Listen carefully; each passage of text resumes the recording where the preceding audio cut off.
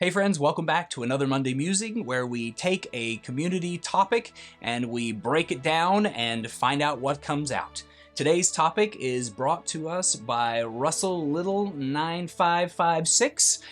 who asks, what are some of the best plot twists that I've used or experienced? I'll admit, Russell, you really had me kind of stumped thinking about this.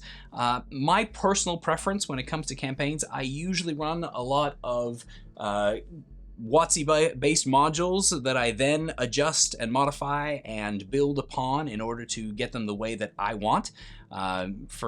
not of the opinion that any kind of product is ever going to be exactly what I need without putting a lot of extra effort and time into it, but I like for the most part, building off of a WotC product because I know that it's been to some degree play tested or balanced, and I just can't necessarily count on that in a third-party product, though I would be very excited to find somebody who writes a product the way that I play a product. So when it comes to plot twists, a handful of those are pretty darn spoilery, if I want to be honest about it. If I was to go through and tell the plot twists from the different campaigns that I've run, I still have players out there who haven't run them, and I'm sure there are other players out there who would rather not have all of the secrets revealed. But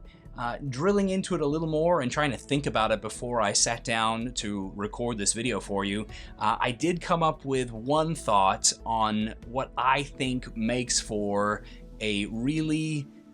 intriguing and enjoyable plot twist, and that is to make your villains real characters. Because a lot of the time we get in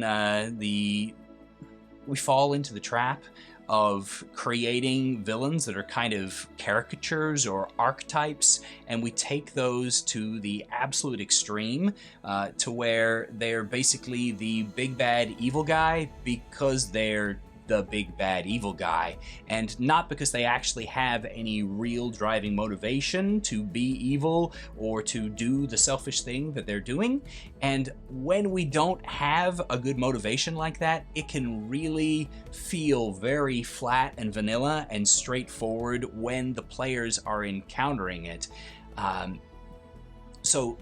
as an example, for instance, when you're encountering a lich at the end of the dungeon, the big bad evil wizard, if he has been constantly experimenting on people and doing evil things in order to prolong his life because he wants to live forever and he wants unlimited power, then that lich is pretty much hitting all of the expected tropes and is not really subverting any kind of expectations. And when you face him and he calls forth his necrotic hordes and the like, then you're pretty much getting exactly what you expect. And that can be a load of fun if that's what you're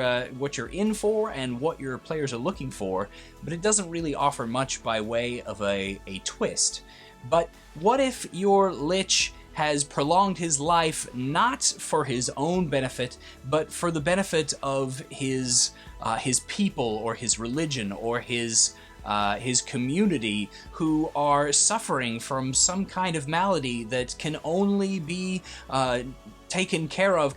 their lives can only be allowed to continue if his experiments are allowed to continue. If he continues to drain the life essence out of one group of peoples and pour it into these people who he loves so that their community can continue to survive despite the plague that he brought about upon them when he was a younger living wizard. Right? That humanizing of him and giving him a goal that has some kind of facet to it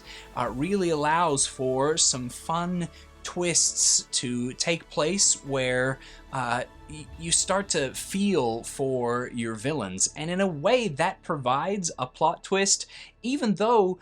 ultimately it might be that the answer to this quest still is we have to kill the lich. We have to stop what he's doing because what he's doing is still evil. It's still hurting these other people who don't deserve it, even if he has a good motivation. But that moral quandary seems to provide a lot of great twists to our stories that kick our players back and have them consider their own circumstances. Another method that I've used to provide twists is by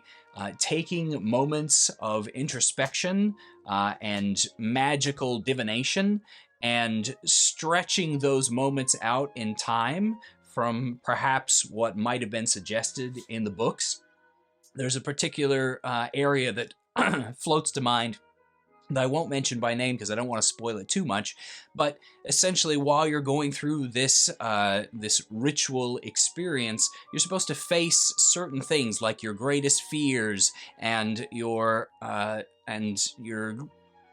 tested for your courage and your endurance. And when you ask players what those kinds of things are, it gives you an opportunity to sort of craft a story out ahead that can surprise them by playing off of those difficulties, those things that they're afraid of. You can use amnesias and backflashes to change people's perception of who their character is. If you can get a buy-in on that, that's one of the ways that I run Curse of Strahd, is with amnesiac memory and this returning story as you slowly remember what's happened in the past, and the twists and turns of that make you start to distrust the people that are around you. That's been a load of fun. I think one of the most enjoyable twists that happened for me recently was when the players gained the ability to look back at any point in history and choose a moment to relive from a different perspective. And one of our players went back to a pivotal point of his history where he met his own personal big bad evil guy and fixated on them and how he needed to punish them, and it was a big contributing factor. And what I did in that moment was I showed him how that character was forced into that situation